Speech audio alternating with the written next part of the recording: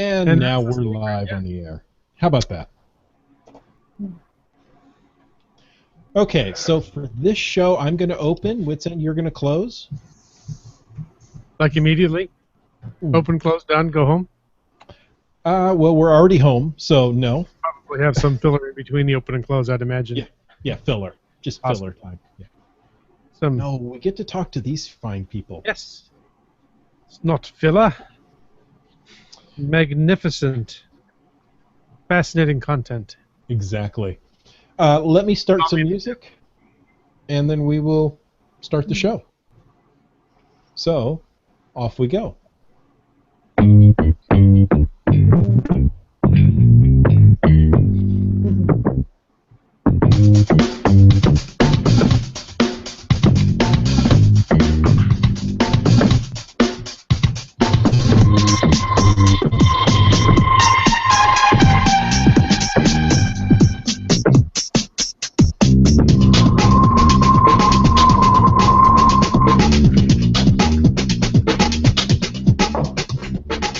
Well, here we are. You found us on the interwebs. It's Thursday night. That means it's time for caching in the Northwest. This is the only podcast dedicated to geocaching in the Great Pacific Northwest. We'll talk about caches and cachers unique to this little corner of the country. So, let's limbo on the Lido deck. It's time to go caching in the Northwest.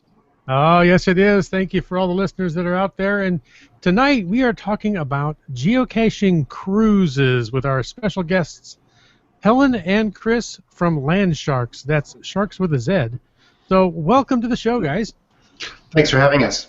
Yeah, thank you very much for having us. Well, thank you for joining us. Now, the sharp-eyed viewers may notice that we're missing one of our regular hosts.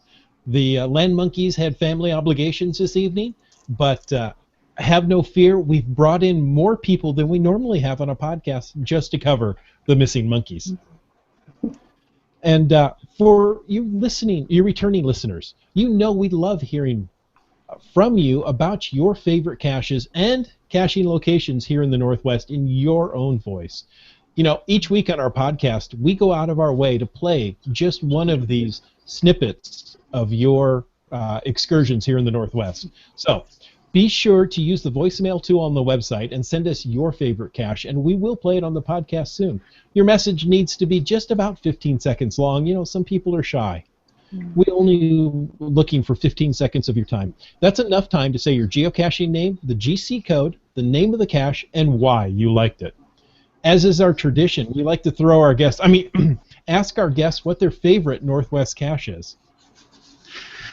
Well, I would say our favorite Northwest cache in the Southwest, because we're in north of the border, is on Vancouver Island. It's called Graveyard, and it's GC H8R8, and it's a wonderful little walk through the woods. It's somebody's old sculpture garden from years ago, so it's a really whimsical, just fascinating walk through the woods. It's a lot of fun. That sounds like a lot of fun. Now I want to go up there and do that one. Every time I hear a favorite cache, I want to go do it. I know. That's why they have all the favorite points. That one, I looked at it this afternoon, has nearly 80 favorite points. Wow. Okay, it's on my list. I got to go up there now. It's definitely well deserved. Cool. Well, thanks for sharing that one with us. And speaking of sharing, we like to bring along contributions that are shared on Facebook, social media, Twitter, and all the other type channels. This week we happened to run across a funny interaction on Facebook. You know, it's storm season here in the Great Northwest. I had to drive through a foot deep of water just to get out of my neighborhood the other day. And there's been a lot of wind and tree damage and other things. We saw an interaction on Facebook between 3 M's and a Rose. Was that right? Yes. Yeah, and Brylang. So we thought we'd just reenact it for you here. I'll play the part of 3 M's and a Rose. And I'll be Brylang. How about that? That by process of elimination. Yeah. The picture was of a large tree that had been damaged by a windstorm, and it said, poor Brylang's brand new geocache had to be disabled before an FTF could even be logged. It looks like the weight of his bison brought the tree down, as documented in this photo posted in the log of the first DNFer. Brylang rated his cache as a micro, but I think he meant large. He says, I shouldn't have put a bison in a tube before hanging it on the tree, eh? Yeah, well, definitely not a tube made of depleted uranium. Wasn't lead heavy enough for you?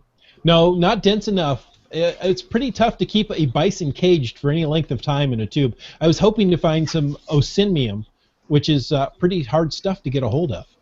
Oh, so you use live bison. That explains it all then. Okay, no wonder.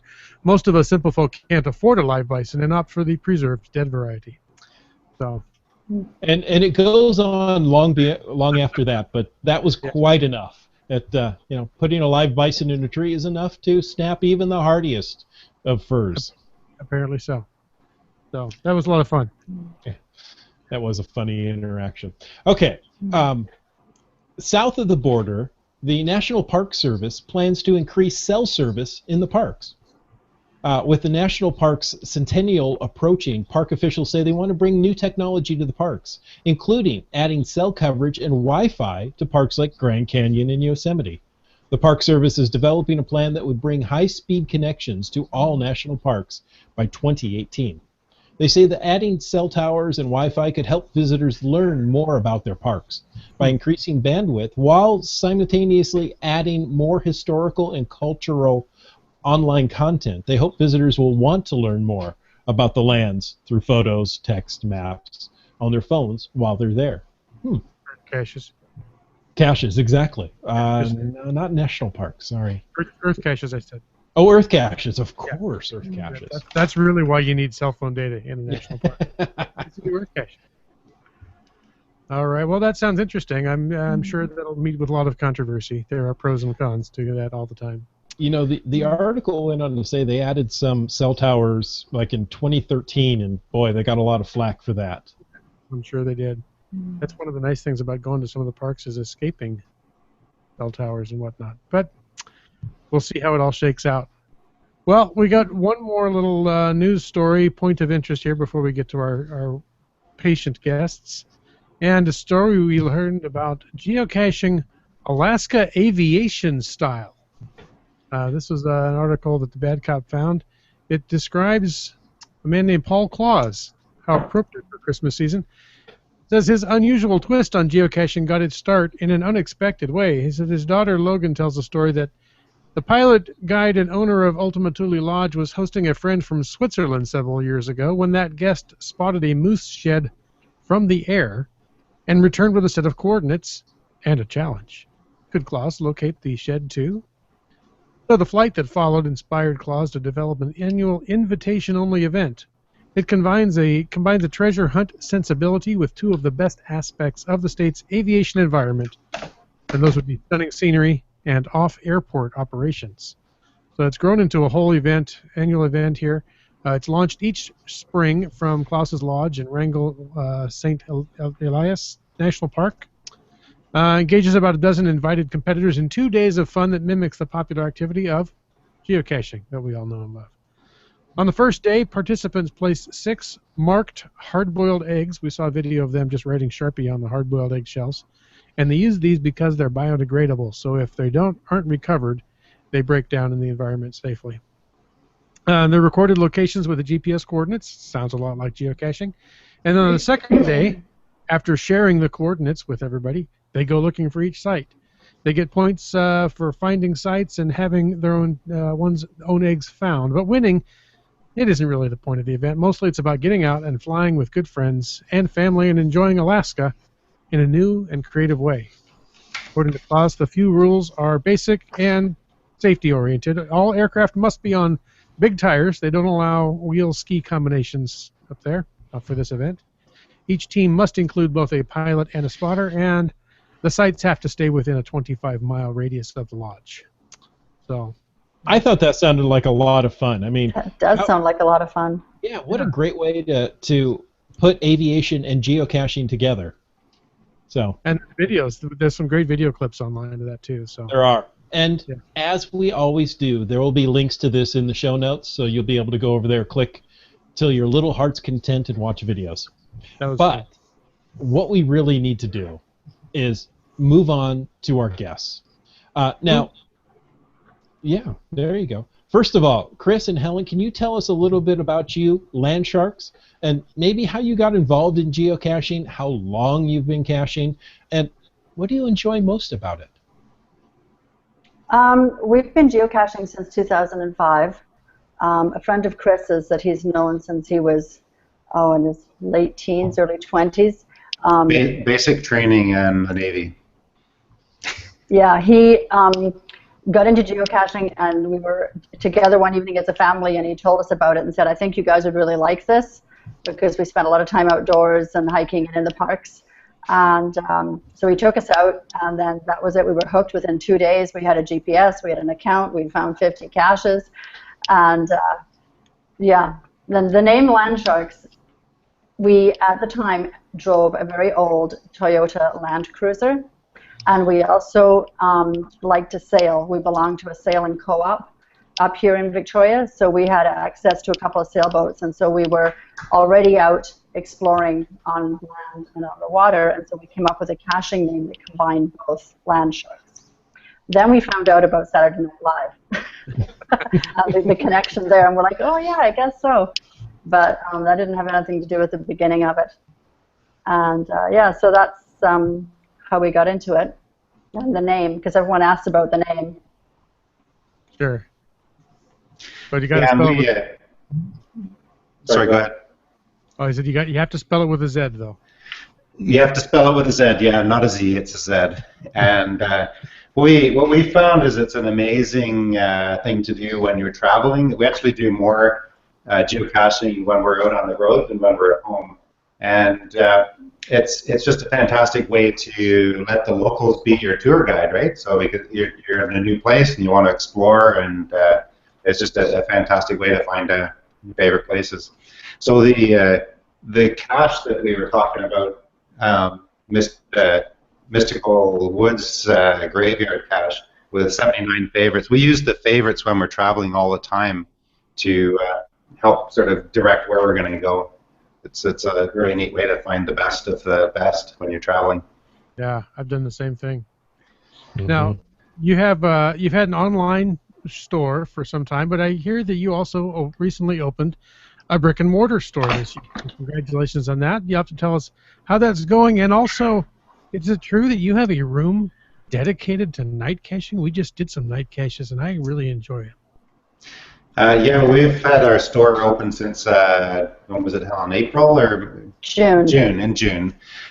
Seems like longer. But anyways, it's going really well. And yes, we do have a night caching room. For the past number of years, I've been helping, well, Helen and I have both been involved with local theater. And I've done a lot of set design and set building. So in our night caching room, we actually have a tree, which is a really neat kind of nighttime tree, kind of spooky and an old gnarly tree. And the idea behind the night caching room is that you can try out different types of reflectors and flashlights and UV pens and UV lights and stuff like that to see how they actually work in the dark before you choose what you'd like to buy. So it's kind of a neat room and neat environment to play in. Boy, I'll say. Yeah, so that's a lot of fun. Well, I'm going to have to get up there and check out some of the fun caches you've described and your brick and mortar store and look at that night caching room. Excuse me. Tonight, what we were hoping to learn from you wonderful folks, though, is about geocaching and cruises. Now, have you been on a geocaching cruise before? What, aside from being on a boat, makes cruise caching unique from any other type of #geocache road trip? Well, the first cruise we went on was when a couple of friends of ours got married, and he's a local geocacher. His geocaching name is Geoscavenger. So he met a lovely lady from Tofino on the west coast of the island here, and they wanted to get married on a cruise ship. So we went along with them as their witnesses. We went on a 2-week Caribbean cruise, and every port we went to, we geocached and toured. They got married. That was all, part of the trip, and we had a fabulous time. And we went to I think 10 islands in 14 days or something like that. It was really good. And then we decided last year, 2 years ago, to go again to the Caribbean, and this time make it a geocaching focused cruise. And we thought we'll just put it out there and see if anybody wants to go with us. That we were going anyways. would anyone like to come along and see the way that we like to travel and geocache and, be part of the adventure? And it turned out that we had a really positive turnout. We had, I think, just over 40 people come along with us. We all flew from all parts of North America to Puerto Rico and set off from there.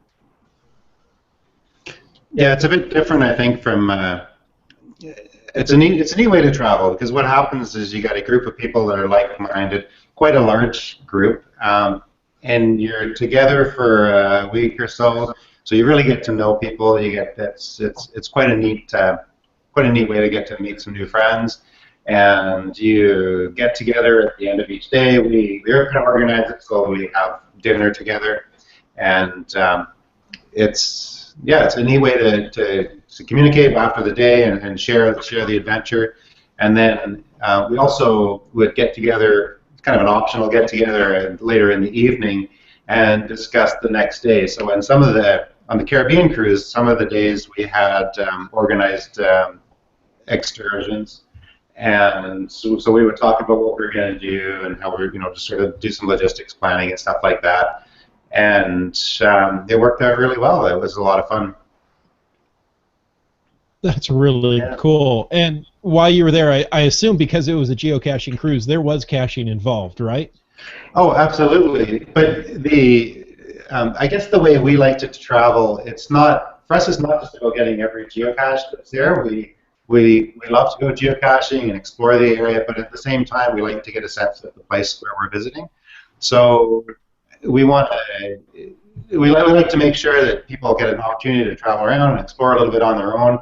And so not everybody's having the same adventure, but there are group things coordinated so that we can share some adventures and do some things together. And then there's also some time for yourself as well to explore the culture and that kind of thing.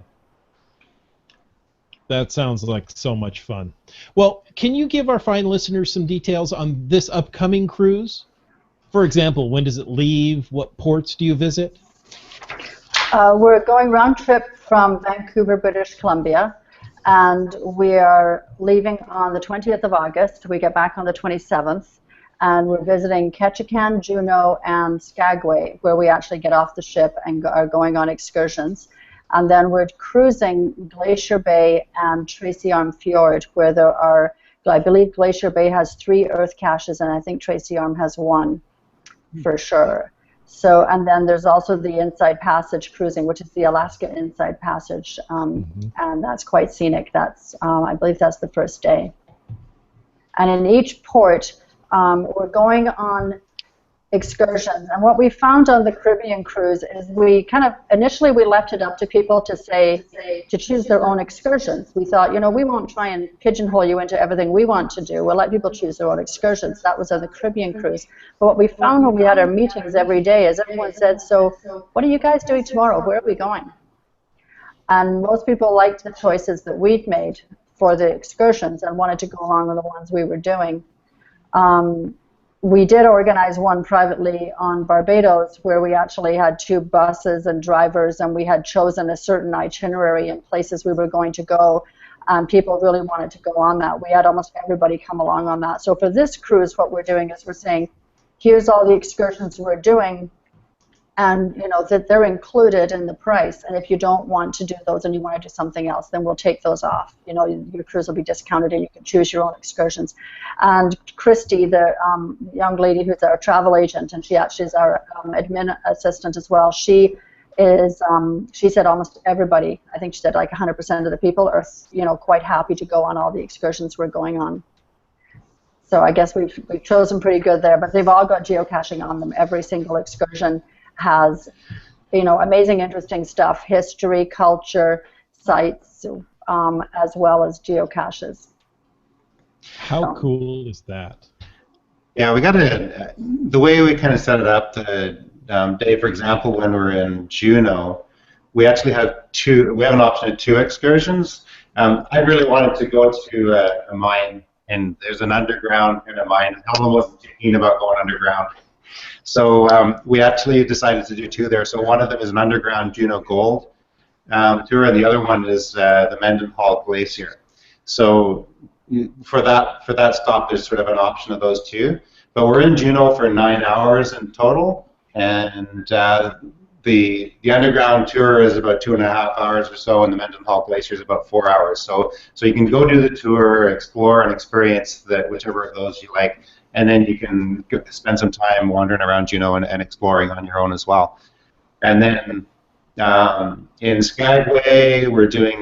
This is actually really cool. This is going to be my favorite. In fact, I think I'm looking forward to this more than I am the cruise. So in Skagway, we're going on the White Pass and Bennett Lake Adventure. So this is the White Pass Railroad that goes up to the Yukon. So you can get to check off another red block on the map. And but goes through it's a narrow gauge railway that goes through some just extraordinary scenery, and it goes to places that you can't even get to by car, and it's just looks like it's going to be phenomenal, and really looking forward to that. And of course, trains are really cool, so it's just going to be a fun trip. But that's probably the longest shore excursion. But even there, we're back in the early afternoon, and the ship leaves Skagway at 9 p.m. So there's still lots of time to explore Skagway. And then the third one is in Ketchikan, and we're in Ketchikan for from 10 o'clock in the morning till 6 a.m. And so we've just got a City Highlights trolley ride with an optional drop-off downtown. So that's just a short one, but it gives everybody an opportunity to kind of get a little bit of the local history and that kind of thing before they go and explore on their own. So should be the excursions should be a lot of fun. They should be. You know, my parents went to Alaska. It's been several years ago now, and they went on that railway out of Skagway, and they said it was the highlight of their trip. So if you're going, you really need to jump on that excursion. That's going to be worth it for you. And I have to say, you know, this the dates that you're leaving, the 20th, coming back on the 27th, that's almost my birthday. So, well, you know what you should be doing for your birthday. Exactly. I know what I should be doing. So, wow, that sounds like a lot of fun. We're doing some other fun things on the ship too. We got one of the neat things about organizing group tours like this is that there's some benefits that the cruise line gives.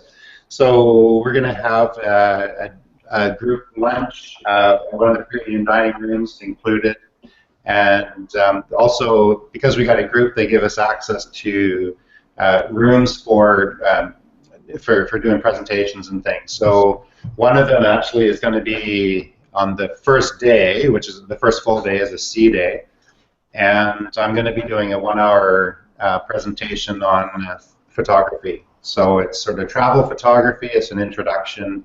I like to take pictures.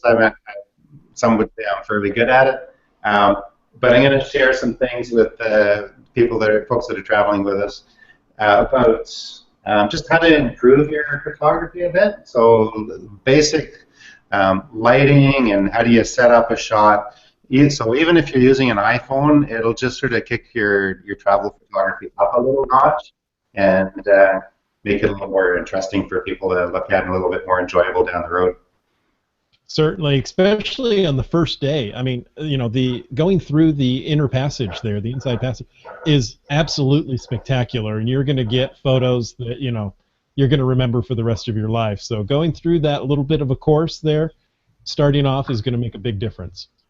Yeah, it is beautiful scenery. I've actually been up there, what we used to call gray funnel lines.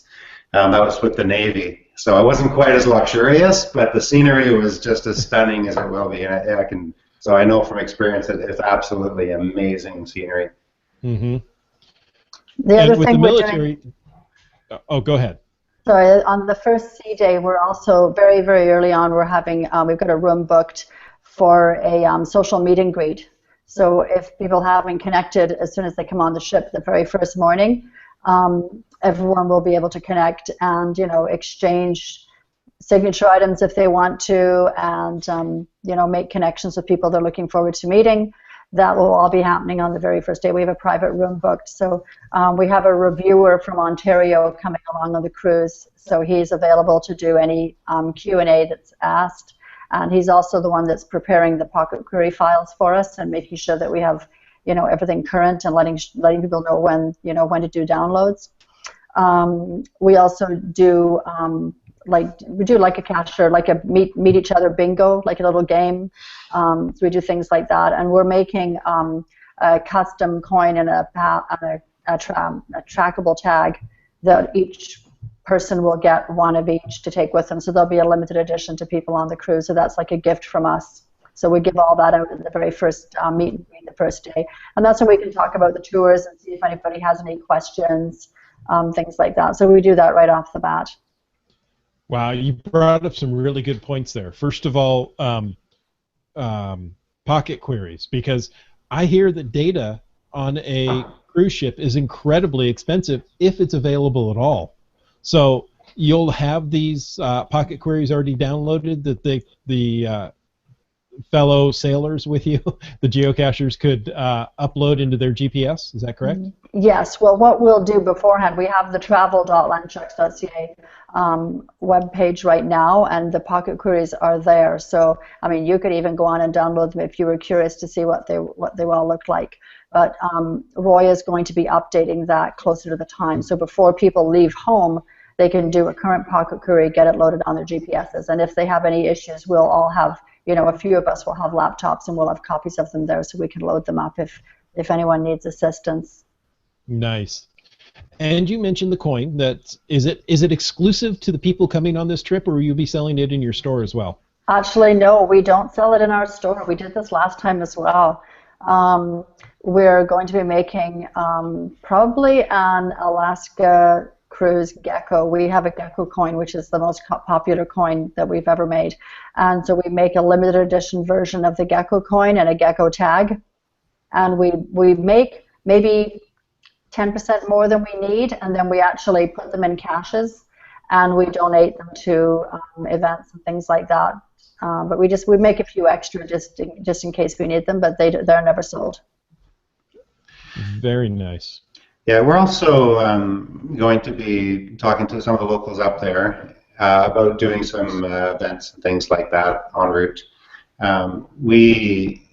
Some of the cruises we've been on before, people like to have events in the various locations, but we really feel that it's worth talking to the locals when you do that, rather than just sort of having an event in the dock and saying, "Hey, look, I'm here, come visit me." It's really, it feels better to us to work with the locals when we arrange that kind of stuff, rather than kind of do it in their face, if you know what I mean. Exactly.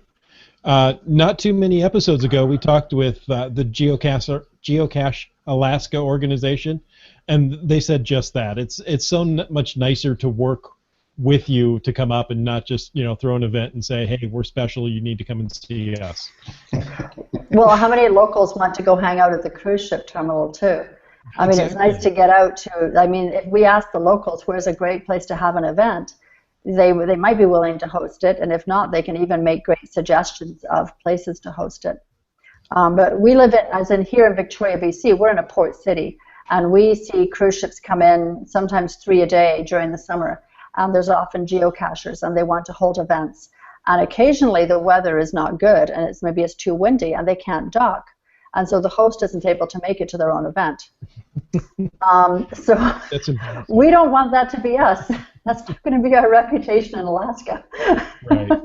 Well, also, if you work with the locals and you talk to them and you respect the fact that that's their home, then if you are able to host an event in coordination with them and what works for them, then you might even get to meet them and make some friends up there, rather than just have a little event by yourself on the dock. So I think that's important. I feel much better about doing it that way. Definitely. I completely agree. That's the way to go. And besides, the locals know where to host the events. They do. They know that this restaurant is better than this one and what have you. So very nice. Now, if people want to sign up, and really, who wouldn't, after listening to all this, where should they go? The website is travel.landsharkz.ca. Also, you can email travel@landsharkz.ca, and that will go straight to Christy. Christy is our admin assistant. She started working for us this spring, and she has come to us after spending 11 years as a travel consultant, and she is also a geocacher. Her geocaching name is Geo Travelers, and so her and her family geocache. They have traveled the world geocaching. She's more traveled than we are, and so we're absolutely thrilled to have her working in our office and also to bring those travel agency skills to us. She's actually really good because we learned a few things on the last cruise that we did. And Christy's really brought to light how working with the cruise line and bringing in other aspects, like, for example, the premium lunch and that kind of thing, so that people can get, and actually doing it as a package with the excursions kind of built in actually gives people a better price than going and trying to a la carte their own cruise. So there's a lot of benefits to working with somebody who really knows what they're doing and working with the cruise line to bring together this type of package. Oh, without a doubt. Yeah, having that inside knowledge is going to create such a better experience. So I'm glad to hear that. Yeah, it should be a lot of fun. There's also, Helen, do we have a Facebook? Oh, we do. Yeah. There's a Facebook group that you can join. You need to ask to join, and there's a few of us admin on there that let you in real quick. And it's Alaska Geocaching Adventure with Landsharkz, I believe is the name. Yeah, so there's a lot of discussion there that's a little bit more detailed than so the itinerary is on the travel.landsharkz.ca website. But the Facebook page has a bit more discussion about the people that are going on it and the types of things that, the issues that bring it up, the types of things they want to do, that kind of stuff. So a lot of people want to stay in the area. They want to either arrive in Vancouver early or stay late, and they're talking about doing other excursions. How long does it take to get to Seattle? What's the quickest way to get there? There's actually a shuttle from the cruise ship terminal that goes right down to Seattle for like $45, I think. Oh, I had no idea. Yeah, that's sort of discussions happening on the Facebook group, and things about insurance, rental cars, coming to Vancouver Island. A lot of people want to come to the island and spend a week over here, go up to Parksville, go to Tofino, see the West Coast, come to Victoria, visit the Shark Store. They're wondering about, traveling around the island and things like that and how to get here. So that people are planning on, extending their time out on, up here in the Pacific Northwest, either in BC or Washington. And so that sort of discussion is happening on the Facebook group amongst the people that are either participating in the cruise or interested in the cruise. And there's a couple of locals on there that are helping out with information too. So there's a lot of dialogue happening there. I assume there has to be a shuttle from the terminal to the Shark store, right? Well, we're actually looking at setting something like that up. If there's enough interest for people to come to the island, there's certainly some interest at this point. It's definitely a destination point because it's just a wonderful place to cache. There's a huge number of geocaches in this area and a lot of really nice ones. So if there's enough interest, yeah, we'll definitely be looking to help people get here with a shuttle. It's not such thing yet. Vancouver has a pretty amazing transit system. You can hop on the SkyTrain right at the cruise ship terminal, and you can get off at the airport, or you can transfer in Richmond and get off to a bus and get off at the ferry terminal and walk on the ferry to come over to the island and hop on an express bus and be right downtown Victoria. It's actually very, very easy to get back and forth between Victoria, which is the capital of BC, and downtown Vancouver. And then also Seattle, there's the express shuttle. So yeah, it's easy to get around. Mm-hmm. Well, we have a nice Q&A that live listeners can ask questions and make comments during our podcast tonight. And one of the comments came from Air Rooster, one of our loyal listeners. He says that back in September, he went on a geo cruise to Alaska because he wanted to get the first cache that was placed in Alaska. And on the last day of the cruise, he stopped in BC and stopped by the Landsharkz store in style. He said he was caching in style with 20 friends in black and white limousines. So yes. Yeah, that was our suggestion. We suggested that they, one of the ways to get to our store, I said, why don't you guys rent a limo? And yeah, it turned out to be actually quite an affordable solution, and it worked really well. They had a really good day. Yeah, and thank you for coming by. Very nice. Well, guys, thank you so much for being on the show tonight. We really appreciate it. But the goodness isn't over yet. No.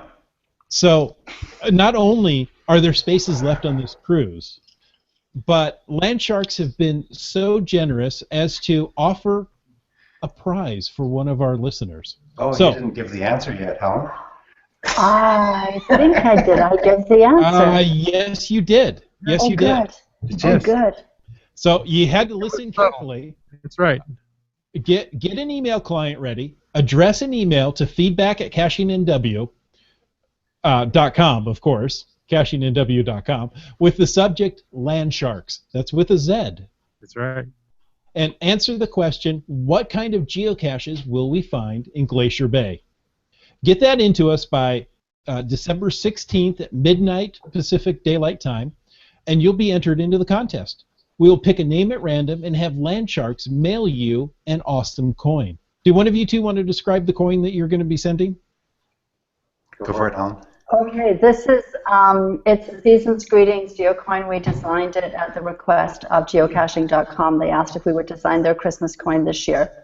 And it has Signal the Frog out looking for a Christmas tree, and then in the other side of the geocoin, he sets the Christmas tree up on his lily pad and has it all decorated, and he's diving into boxes of presents. It's an antique silver coin. The one that you get on geocaching.com is the antique bronze. So we have a limited edition version for ourselves as well as they have their limited edition version. So yeah, it's a very, very cool Christmas coin for this year. That's right. And you mentioned that you're almost out of stock. So this may be an item that you can't go into the store and buy. Yeah, it's been very popular. Actually, even the geocaching.com version, they've been, I don't know if they're out of stock yet or they're very close to being out of stock. Yeah, geocaching.com is expecting to run out this week. Wow. So answer the question, or get an email, address it to feedback@cashingnw.com with the subject of Landsharkz. Answer the question, what kind of geocaches will we find in Glacier Bay? You got to get that to us by the 16th at midnight Pacific Standard Time, and you'll be entered into the contest. So, guys, thank you so much for your generosity, and we look forward to hearing more about this cruise. Mm-hmm. Until then, where can our listeners find you when they're looking out on the interwebs? I have some notes here so I can remember this. Okay, our website, www.landsharkz.ca. Also, if you happen to type .com, it will redirect to .ca, so you'll be okay. Facebook, Twitter, and Google, we're at Landsharkz. And on YouTube, Pinterest, and Instagram, it's at Go Landsharkz. So basically, just type Landsharkz with a Z, and you'll find us. Yeah, and so makes it easy. So travel.landsharkz is the website that has the cruise stuff on it. And if you want to see the type of photography that I do, because we're doing this photography seminar for travel photography, so if you look on Flickr and look up Go Landsharkz, you'll find the type of stuff that I do, and that's the type of thing that I'll be sharing how to do on the ship. Nice. I like that. So, Wits End, where can they find you? Oh, here, there, and everywhere as Wits End. You know, if you just start at witsend.us, it's probably the central repository for all things Wits End. And speaking of the center of Wits End is a Z. So there you go. But on Twitter and Facebook and geocaching.com and all those wonderful places. So look me up. Bad Cop, where can they find you? Well, you know, I've simplified everything that I could to Caching NW. That's Twitter, Facebook, and Google+, all Caching NW. Sounds great. Well, we all look forward to hearing from our faithful listeners. And speaking of the faithful listeners, we want to thank them for taking the time to listen to this here very episode of Caching in the Northwest. Hey, listeners, did you know you can be part of the show? Call us, 253-693-TFTC. Leave us a comment, ask us a question, give us a light, send us on a cruise anytime, day or night, of course. You can email us at feedback@cashingnw.com. Your support helps to keep quality shows coming. If you like this show, please click the PayPal button on the CachingNW.com website. This show is licensed under a Creative Commons Attribution 3.0 license, copyright 2015 by Chris Something. Good night, everyone. Thank you for joining us.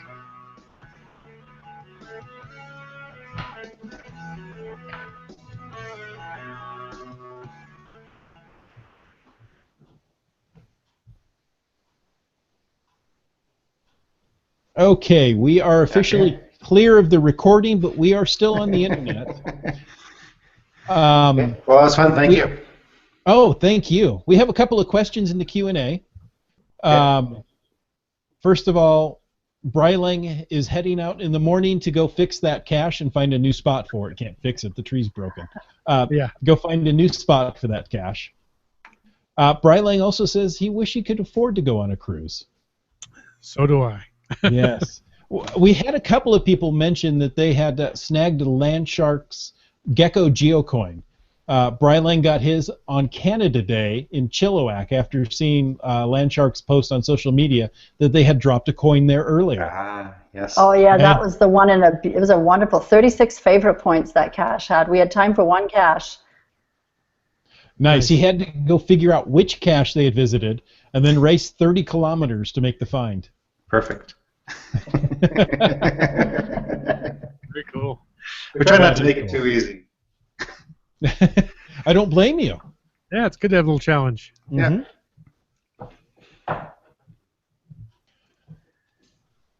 Nice. Well, that got through our Q&A. We were rather good this night.